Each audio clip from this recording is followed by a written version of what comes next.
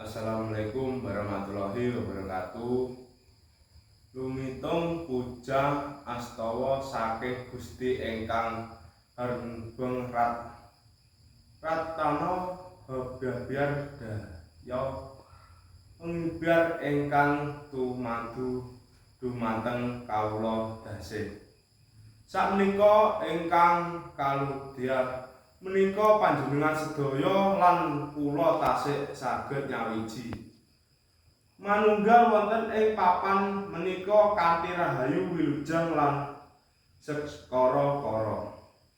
Awit saking menika sumangga panjenengan sedaya lan kula ngucalaken rasa syukur dumateng Gusti ingkang Maha Wilaksana sinarta nyuwun mugi-mugi sawiring kanthi wiwit purna madya dumugi waksana. Samangke saged lulus raharja gajar rancar tibahnan saking sedaya pambengan ing sabekala. Nuwun dumateng para rawuh ingkang satuhu kinurmatan para sesepuh bilih sepuh ingkang sampun pana ing pamawas serta ledha ing pitutur para purna karya labet prasaja serta sarjana sujaning budi boten katalupeng dumateng para kadang wadang muda talu ingkang winurtun ing bebrayan. Dumateng kula suwun wonten ingkang rasane panjenengan sedaya ing mriki menika anggebat dawuh saking pamangku kanthi mung inggih Bapak Mujalam selaku kepala desa.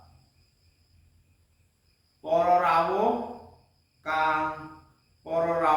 kakang putri ingkang winengkung ing Purkawatan Harmuwakani lekasing sedya wigateng ganti keparengan langkung rumiyin kula atur urut rantamaning diadicara ing sampun rumingkal dening masyarakat ing Hemangun suku.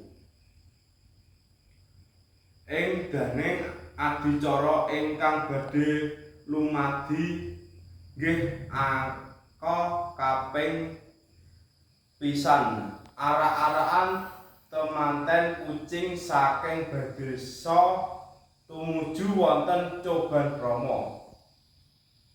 Angka kalih sadumateng manten dhateng Coban Rama disirami kalih bapak lan ibu kepala desa.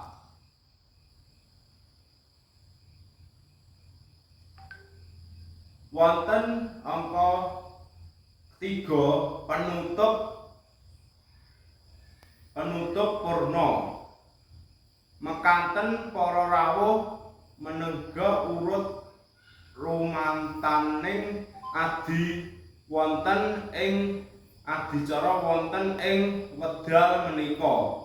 Ingkang sajebipun kepiare panjenengan sedaya keparengaken hantresni tumake ganti suku renaning pengalih dumugi paperipitung adi sumangke matur suwun. Wassalamualaikum warahmatullahi wabarakatuh.